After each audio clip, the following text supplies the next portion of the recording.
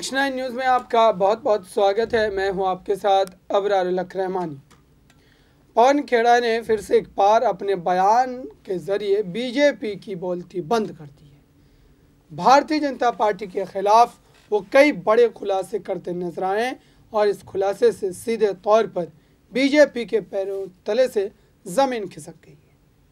दरअसल कई मामलों में पवन खेड़ा इस वक्त कांग्रेस पार्टी का पक्ष रखते आपको नज़र आ जाते हैं, लेकिन उनके खिलाफ जो कार्रवाई की गई थी, राजनीति से प्रेरित कार्रवाई, जब उन्हें एयरपोर्ट पर रोक दिया गया था, उसके बाद उनका जो गुस्सा है 7वें आसमान पर है और उन्होंने जो सारी बातें कही है बीजेपी के खिलाफ, बड़े खुलासे किए, वो एक बार आप जरूर सुनिए। गम इस बात का नहीं है कि वो बेवफा निकला, गम इस बात का नहीं है कि वो बेवफा निकला, अफसोस महज इतना है कि उसे क्या समझा था और क्या निकला। और जो वफा लुटियंस दिल्ली के एक बंगले की मोहताज हो जाए, वो वफा किस काम की? वो कल जाती है आज जाए।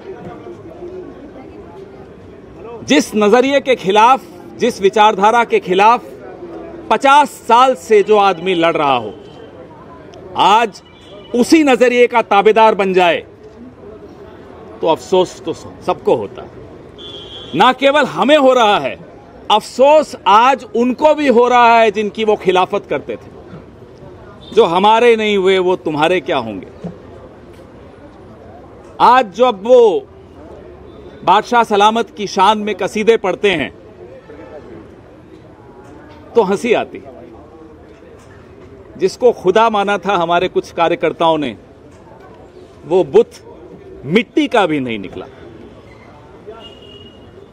हम जानना चाहते हैं साहब आपसे कि आपको रात को नींद कैसे आती हो, सुबह आईना कैसे देखते होगे और दिन भर अपनी सोहबत में खुद कैसे गुजार लेते हो।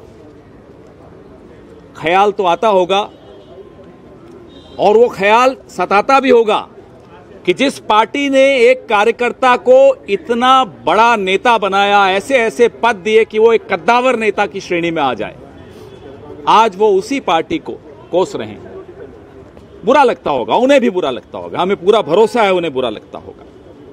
आप सबने बचपन में एनसीईआरटी या जो भी पढ़ा होगा, बाबा भारती और डाकू खड़क सिंह की वो कहानी जरूर पढ़ी होगी। हार की जीत नाम था कहानी का, बचपन में मैंने पढ़ी थी, कोर्स बुक्स में होती थी। कैसे डाकू खड़क सिंह दीनहीन अवस्था में भेष बदल के, अपाहिज का भेष बनाकर सड़क के किनारे पड़ा हुआ था और बाबा भारती अपने प्रिय घोड़े सुल्तान पर सैर करने निकले हुए थे। डाकू खड़क सिंह ने उनको गुहार लगाई कि रुकिए, मेरी मदद कर दीजिए, मुझे वैद्य तक ले जाइए। बाबा भारती ने डाकू खड़क सिंह को घोड़े पर बैठाया और अचानक डाकू खड़क सिंह ने असली रूप दिखाया और घोड़ा लेके भाग गया। जब वो भाग रहा था तो बाबा भारती ने उसे रोका, घोड़ा ले जाओ, नहीं चाहिए अब घोड़ा। लेकिन मेरी एक बात सुनते जाओ, किसी को इस वाकये का जिक्र मत करना, नहीं तो लोग एक दूसरे पर विश्वास करके एक दूसरे की मदद करना बंद कर दें। ये कहानी हम सब के लिए बहुत आवश्यक है। हम सब जो कार्यकर्ता इस पार्टी के लिए लड़ रहे हैं, हमारे नेतृत्व के लिए लड़ रहे हैं, हमारी विचारधारा के लिए लड़ रहे हैं, आज हमारा नेतृत्व हम पर किस मुंह से विश्वास रखेगा जब 50 साल पुराने नेता जिनको इतने पदों से नवाजा गया वो ऐसा धोखा दे सकते हैं। तो बताइए हम पर किस तरह से हमारा नेतृत्व भरोसा करेगा। हम सबका भरोसा तोड़ा, पार्टी का भरोसा तोड़ा है। खैर, जो हुआ सो हुआ।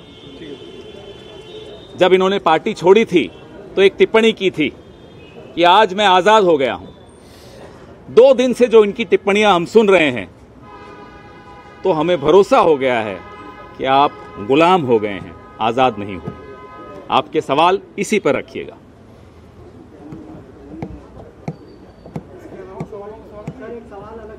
पहले इस पर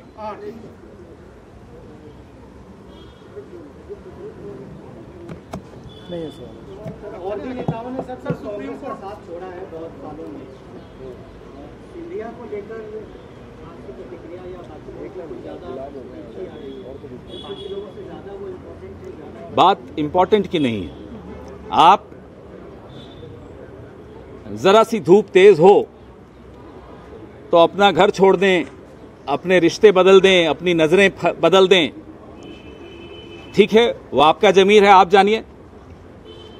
लेकिन जिस घर में आपने इतने दशक गुजारे हों, जिस घर ने आपको सब कुछ दिया हो, प्यार दिया हो, कद दिया हो, पद दिया हो, मोहब्बत दी हो, पहचान दी हो, उस घर और उस परिवार के खिलाफ जब कोई बोलता है तो उसका जवाब देना और माकूल जवाब देना जरूरी चाहिए और वो देना बनता है। वो आपने नाम लिया उनका, जो खुद अपने आप को महाराज कहलाने बहुत पसंद करते हैं और महाराज नहीं बोलो तो आपकी तरफ देखते भी नहीं हैं।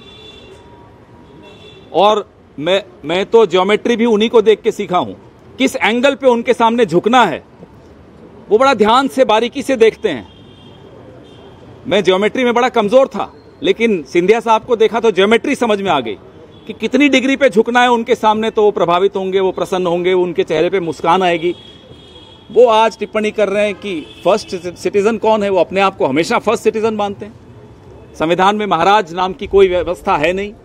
इस प्रणाली की व्यवस्था सरदार पटेल और डॉक्टर बाबा साहब अम्बेडकर और पंडित जवाहरलाल नेहरू ने समाप्त कर दी थी, लेकिन आज भी वो महाराज हैं। महाराज पर क्या बोलें। सर, एक सुप्रीम कोर्ट ने अभी एक याचिका खारिज की, जो 14 विपक्षी दल गए ईडी और सीबीआई के गलत आपके मुताबिक भेजा इस्तेमाल करें, उस पर हमारे डॉक्टर अभिषेक सिंह भी आपसे मुखातिब होंगे, जल्दी ही होंगे, वही उस पर चर्चा करेंगे। तो आपने देखा जिस तरीके से इस पूरे मुद्दे पर गंभीरता से अपनी तमाम बातों को रख रहे हैं और सीधे तौर पर भारतीय जनता पार्टी को जुमलेबाज पार्टी बता रहे हैं, क्योंकि बीजेपी 2014 के बाद से यही काम कर रही है। और साथ ही पवन खेड़ा ने यह भी कहा कि अब 24 में परिवर्तन आने वाला है और इस वजह से ही बीजेपी ईडी सीबीआई का इस्तेमाल तेज कर दिए ताकि विपक्ष को दबाया जा सके। इस खास रिपोर्ट में बस इतना ही। देखते रहिए ताज़ा तरीन खबरों के लिए नेक्स्ट 9 न्यूज़ को। धन्यवाद।